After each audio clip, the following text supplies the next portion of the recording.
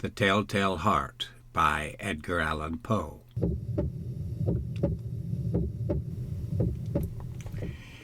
True.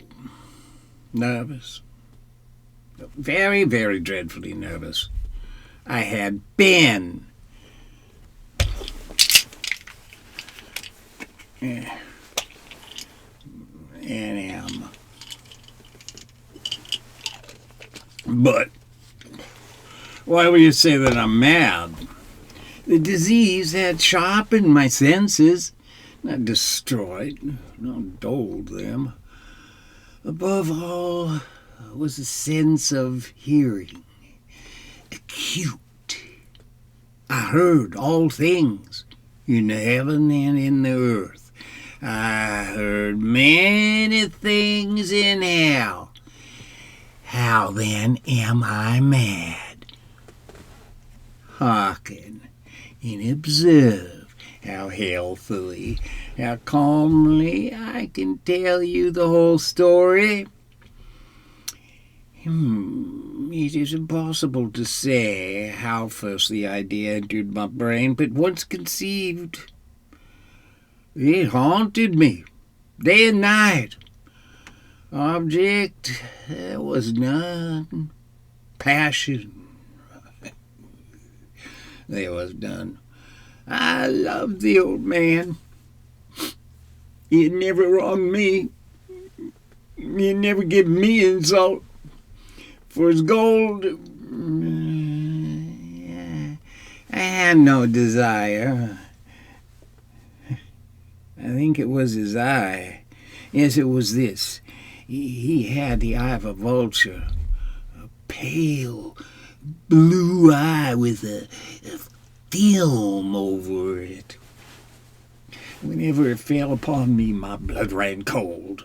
And so, by degrees, very gradually, I made up my mind to take the life of the old man and thus rid myself of the eye forever. Now, this is the point. You fancy me mad. Mad? You know nothing. But you should have seen me. You should have seen how wisely I proceeded, with what caution, with what foresight, with what dissimulation I went to work. I was never kinder to the old man than during the whole week before I killed him. And every night, about midnight, I turned the latch of his door and opened it, oh, so gently. And then, when I had made an opening sufficient for my head, I put in a dark lantern, all closed so that no light shone out. And then I thrust in my head. Oh, you would have laughed to see how cunningly I thrust it in. I moved it slowly, very, very slowly, so that I might not disturb the old man's sleep. It took me an hour to place my whole head within the opening so far that I could see him as he lay upon his bed. Would a madman have been so wise as this? And then, when my head was well in the room, I undid the lantern cautiously. Oh, so cautiously. Cautiously, for the hinges creaked. I undid it just so much that a single thin ray fell upon the vulture eye. And this I did for 7 long nights, every night, just at midnight. But I found the eye always closed, and so it was impossible to do the work. For it was not the old man who vexed me, but his evil eye. And every morning, when the day broke, I went boldly into the chamber and spoke courageously to him, calling him by name in a hearty-toned inquiry how he has passed the night. So you see, he would have been a very profound old man indeed to suspect that every night just at 12 I looked in upon him while he slept. Now, upon the 8th night, I was more than usually cautious in opening the door. A watch's minute hand moves more quickly than did mine. Never before that night had I felt the extent of my own powers, of my sagacity. I could scarcely contain my feelings of triumph to think that there I was, opening the door little by little, and he not even to dream of my secret deeds or thoughts. I fairly chuckled at the idea, and perhaps he heard me, for he moved on the bed suddenly as if startled. Now, you may think that I drew back, but no. His room was as black as pitch with the thick darkness, for the shutters were close fastened through fear of robbers. So I knew that he could not see the opening of the door, and I kept pushing it on, steadily. I had my head in and was about to open the lantern when my thumb slipped upon the tin fastening, and the old man sprang up in bed, crying out, "Who's there?" I kept quite still and said nothing. For a whole hour I did not move a muscle. And in the meantime, I did not hear him lie down. He was still sitting up in the bed listening, just as I have done, night after night, hearkening to the death watches in the wall. Presently, I heard a slight groan, and I knew it was a groan of mortal terror. It was not a groan of pain or of grief. Oh, no. It was the low, stifled sound that arises from the bottom of the soul when overcharged with awe. I knew the sound well. Many a night, just at midnight, when all the world slept, it has welled up from my own bosom, deepening with its dreadful echo the terrors that distracted me. I say I knew it well. I knew what the old man felt, and pitied him, although I chuckled at heart. I knew he had been lying awake ever since the first slight noise when he had turned into bed. His fears had been ever since growing upon him. He had been trying to fancy them causeless, but could not. He had been saying to himself, "It is nothing but the wind in the chimney. It is only a mouse crossing the floor," or "It is merely a cricket which has made a single chirp." Yes, he had been trying to comfort himself with these suppositions, but he had found all in vain, because death, in approaching him, had stalked with his black shadow before him and enveloped the victim. And it was the mournful influence of the unperceived shadow that caused him to feel, although he never saw nor heard, to feel the presence of my head within the room. When I waited a long time, very patiently, without hearing him lie down, I resolved to open a very, very little crevice in the lantern. So I opened it. You cannot imagine how stealthily, until at length a simple dim ray, like the thread of the spider, shot out the crevice and fell full upon the vulture eye. It was open, wide open. And I grew furious as I gazed upon it. I saw with perfect distinctness all the dull blue with the hideous veil over it that chilled the very marrow in my bones, but I could see nothing else of the old man's face or person, for I had directed the ray as if by instinct precisely upon the damned spot. And have I not told you that what you mistake for madness is but over acuteness of the sense? Now, I say, there came to my ears a low, dull, quick sound, such as a watch makes when enveloped in cotton. I knew that sound well, too. It was the beating of the old man's heart. It increased my fury, as the beating of a drum stimulates the soldier into courage. But even yet, I refrained and kept still. I scarcely breathed. I held the lantern motionless. I tried how steadily I could maintain the ray upon the eye. Meantime, the hellish tattoo of the heart increased.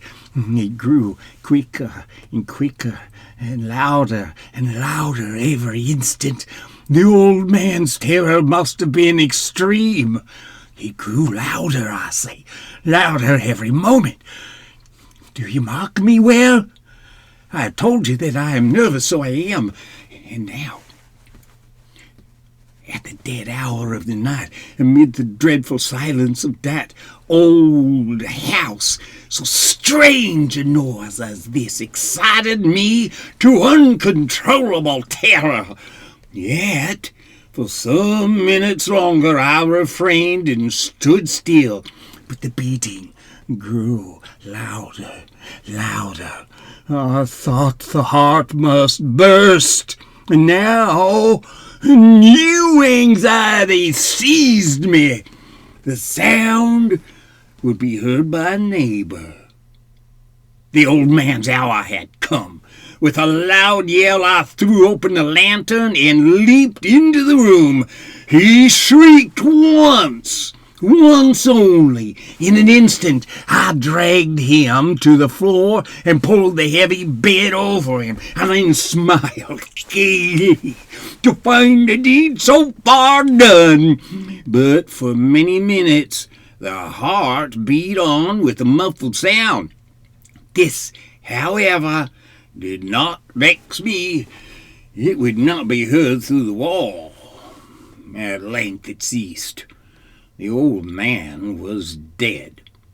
I removed the bed and examined the corpse. Yes, he was stone dead. I placed my hand upon the heart and held it there many minutes. There was no pulsation. He was stone dead. His eye would trouble me no more. If still you think me mad, you will think so no longer when I describe wise precautions I took for the concealment of the body.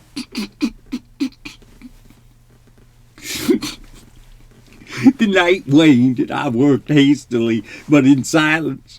First of all, I dismembered the corpse.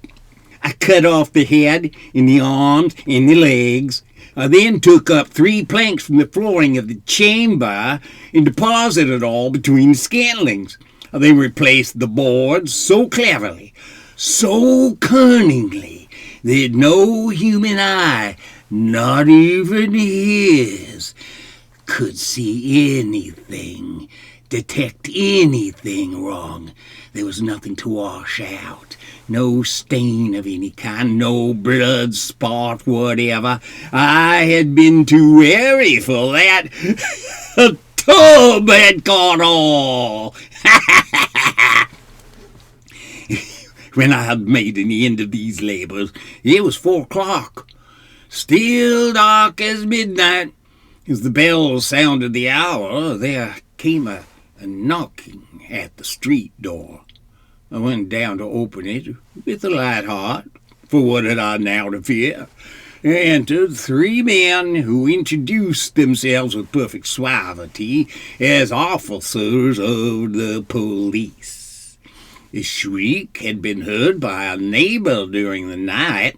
Suspicion of foul play had been aroused. Information had been lodged at the police office, and they, the officers, had been deputed to search the premises. I smiled, for what had I to fear? I bade the gentleman welcome. The shriek, I said, was my own in a dream. The old man I mentioned was absent in the country. I took my visitors all over the house. I bade them search well. I led them at length to his chamber. I showed them his treasures, secure, undisturbed. In the enthusiasm of my confidence, I brought chairs into the room and desired them here to rest from their fatigues, while I myself, in the wild audacity of my perfect triumph, placed my own seat upon the very spot beneath which reposed the corpse of the victim. The officers were satisfied. My manner had convinced them I was singularly at ease. They sat, and while I answered cheerily, they chatted of familiar things. But ere long I felt myself getting pale and wished them gone. My head ached, and I fancied a ringing in my ears. But still they sat and still chatted. The ringing became more distinct. It continued and became more distinct. I talked more freely to get rid of the feeling, but it continued and gained definitiveness until at length I found that the noise was not within my ears. No doubt I now grew very pale, but I talked more fluently and with a heightened voice, yet the sound increased, and what could I do? It was a low, dull, quick sound, much such a sound as a watch makes when enveloped in cotton. I gasped for breath, and yet the officers heard it not. I talked more quickly, more vehemently, but the noise steadily increased. I arose and argued about trifles in a high key and with violent gesticulations, but the noise steadily increased. Why would they not be gone? I paced the floor to and fro with heavy strides, as if excited to fury by the observations of the men, but the noise steadily increased. Oh, God, what could I do? I foamed. I raved, I swore, I swung the chair upon which I had been sitting and grated it upon the boards, but the noise arose over all and continually increased. It grew louder, louder, louder, and still the men chatted pleasantly and smiled. Was it possible they heard not? Almighty God! No, they heard. They suspected. They knew. They were making a mockery of my horror. This I thought, and this I think. But anything was better than this agony. Anything was more tolerable than this derision. I could bear those hypocritical smiles no longer.